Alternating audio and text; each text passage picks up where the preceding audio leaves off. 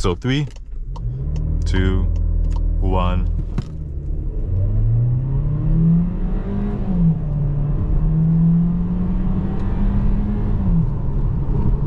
And goddamn, took us a hot second, but the thing I love about Volkswagen / Audi is that all the cool features from Audi slowly trickle down to the Volkswagen models, and this car is showing you a little bit of that as well. Another thing I still hate is that we still have those fake exhaust tips. I still notice them to this day.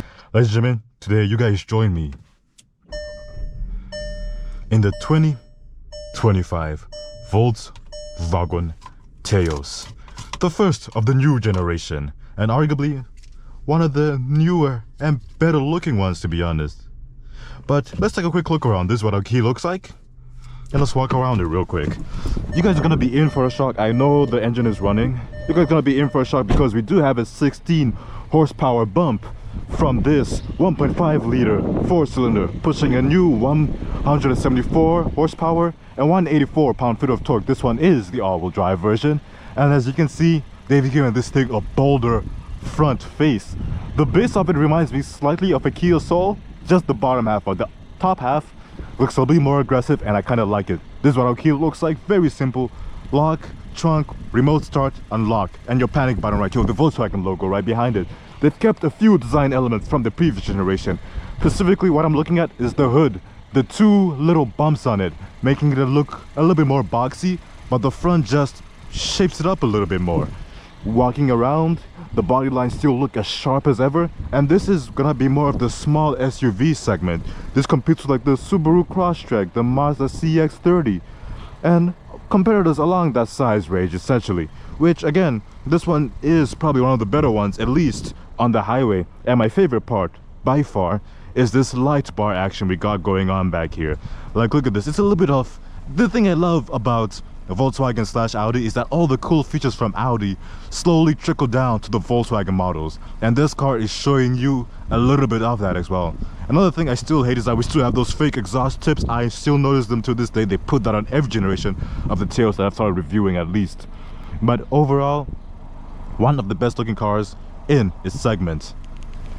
Now, if we open this bad boy up, as you can see, the Volkswagen logo also illuminates with the brake lights, which is superb. I love it.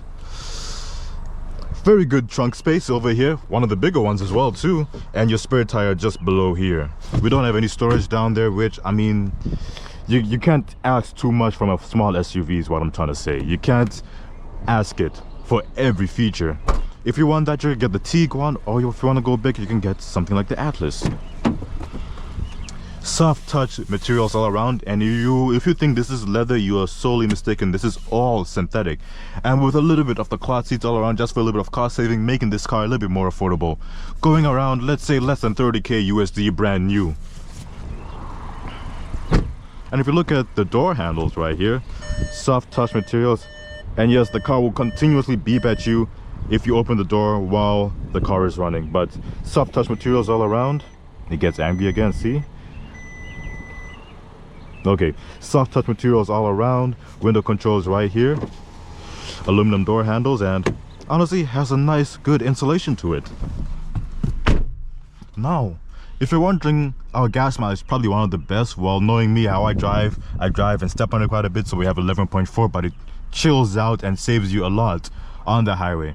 Now, if you want to rev it up a little bit, see what this engine has to offer, we're gonna put it into a sportiest setting, which probably won't be too much from asking too much from the 4-cylinder, but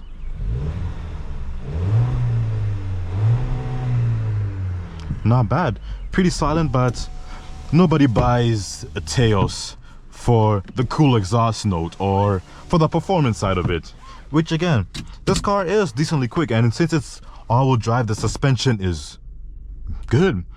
A thing I want to talk about, at least while we start driving and getting acclimatized to this vehicle, is that the seats are somewhat firm, but they're soft enough for you to enjoy it. They're not soft to the point where you sink into them and just mellow out and disappear. They're the kind of soft that they're firm enough for long trips where you won't get too comfy and probably fall asleep while driving. And the thing I love the most about at least this screen is that we still have some it's not fully touchscreen to say the least. We still have these independent buttons that are also touch sensitive. They're not exactly buttons, but they're touch sensitive. A thing I also don't like about those touch sensitive buttons is that they've used it on the climate controls as well, which kind of sucks a little bit, but yeah, you get used to it with a car like this. And another thing is getting used to the fan. If you press here, it works. You can kind of draw the fan up and down like so. Like different little gimmicks that take you a hot second to get used to. As you can see, we have Apple CarPlay Android Auto, and naturally we're gonna do a quick acceleration test, 0 to 60 to say the least. See how this car handles. We got a fully digital gauge cluster right here, and you can also change your viewpoint, which this one arguably is my favorite because it shows you my compass, my RPMs, and the speed I'm going. But you can continuously change it and customize it to exactly what you want. With all these buttons as well, you can continue to keep changing it. It's very, very customizable is the point I'm trying to get at. And another thing I really do like is the interior design language of this one. Look at this.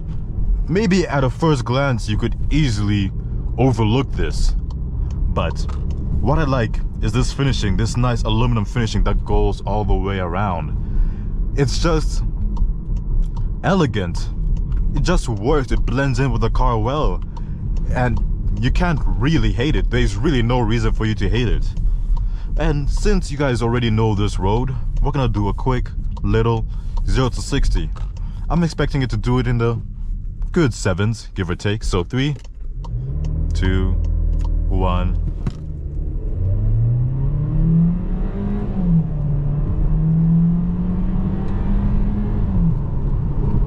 And goddamn, took us a hot second, but we got there eventually.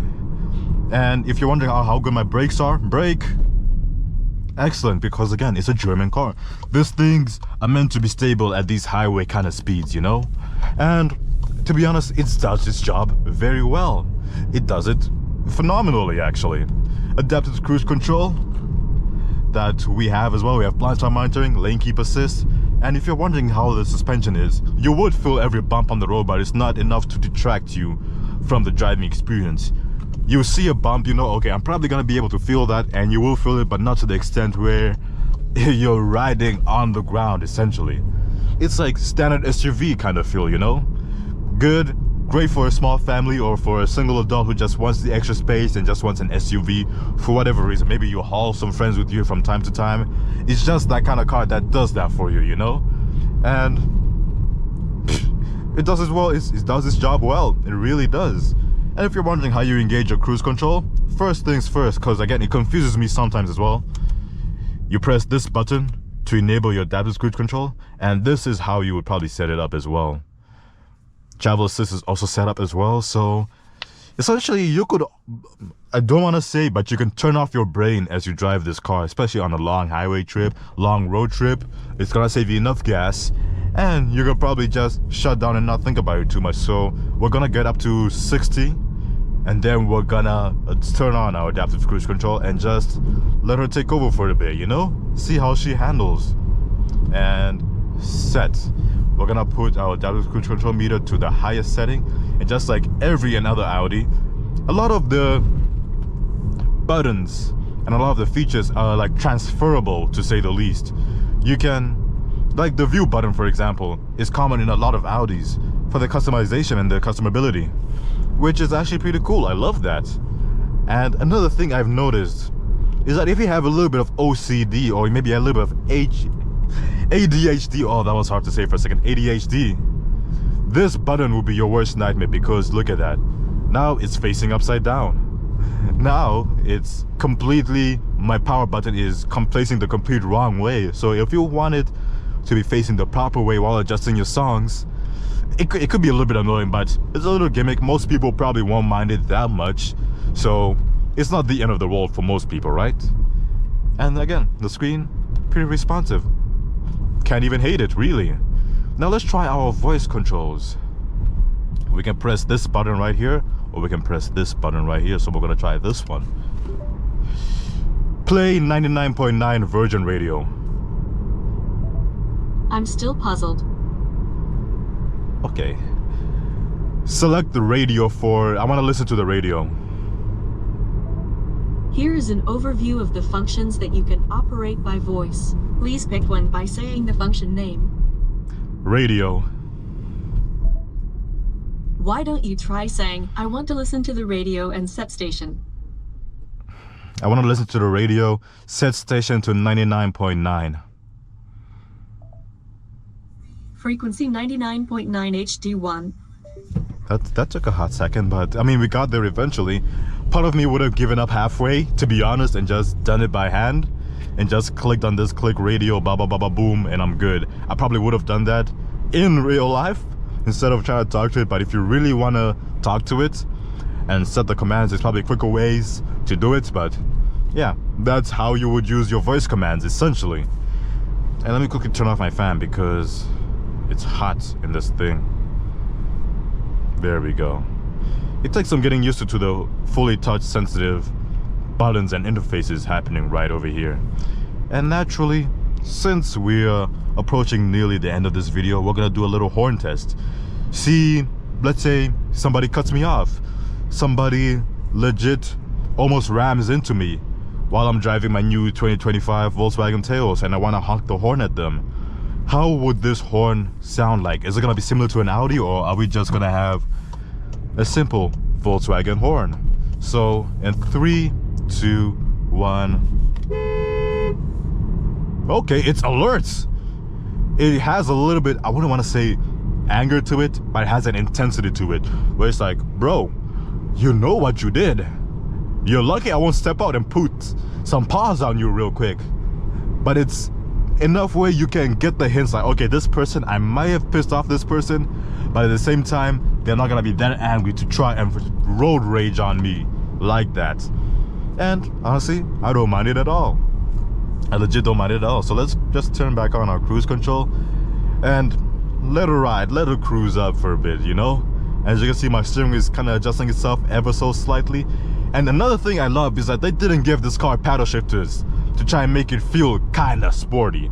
You have your manual mode, yes, to switch into your own gears manually, yes. But they didn't give it paddle shifters to try and make it sporty. And also, that saves you a little bit of money, because those pieces of plastic or metal will cost you a little bit of extra money at the final cost of this vehicle, because again, it's an extra piece that's being added onto it. But anyway guys, this has been Morty in the 2025 Volkswagen Taos. Take care of yourselves guys, and peace.